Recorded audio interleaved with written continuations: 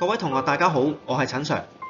今日想同大家分享一本關於德育嘅圖書，書名叫做《聽不見的聲音》，作者皮耶高漢。呢一本圖書係講述一個關於聽力障礙、同理心同埋友誼嘅故事。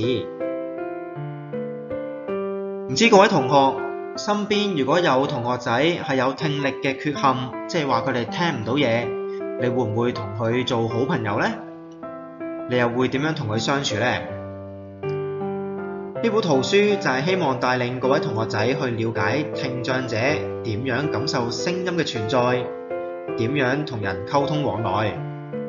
事不宜遲啦，而家就等我分享一下呢一本故事書嘅內容啦。星期六，朱莉嘅花園好似小鳥嘅天堂。佢睇得到鳥兒飛舞，但聽唔到鳥兒嘅歌唱聲，亦都聽唔到小貓嘅呼嚕聲、飛機嘅轟隆聲、狗兒嘅吠叫聲，或者係摩托車嘅嘟嘟聲。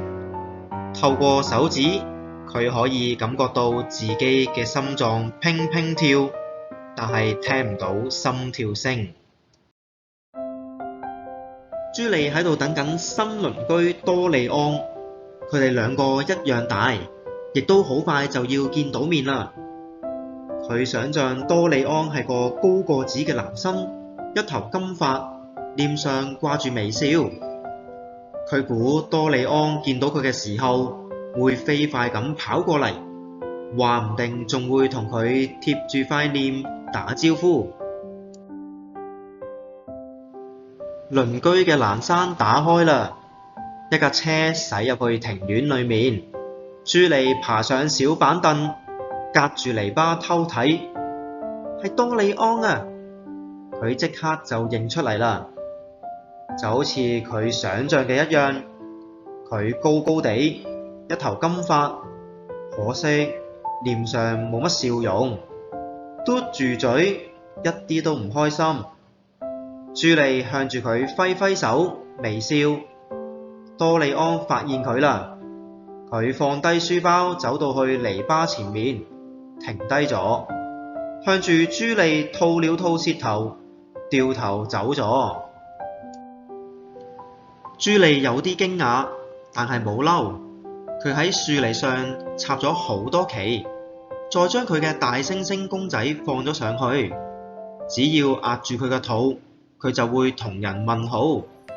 多利安見到呢啲旗同埋公仔，亦都注意到朱莉嘅頭髮、長相仲有笑容，但係佢突然向住朱莉大叫：你滾開！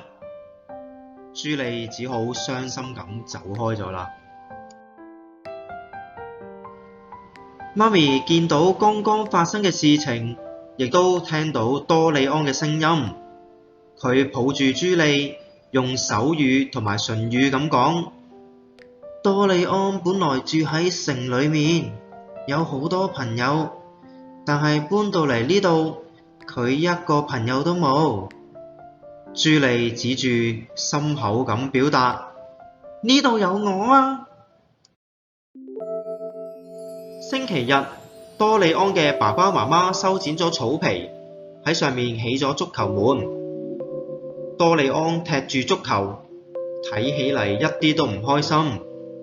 朱莉亦都好鍾意踢足球，如果佢哋可以一齊玩，應該好正。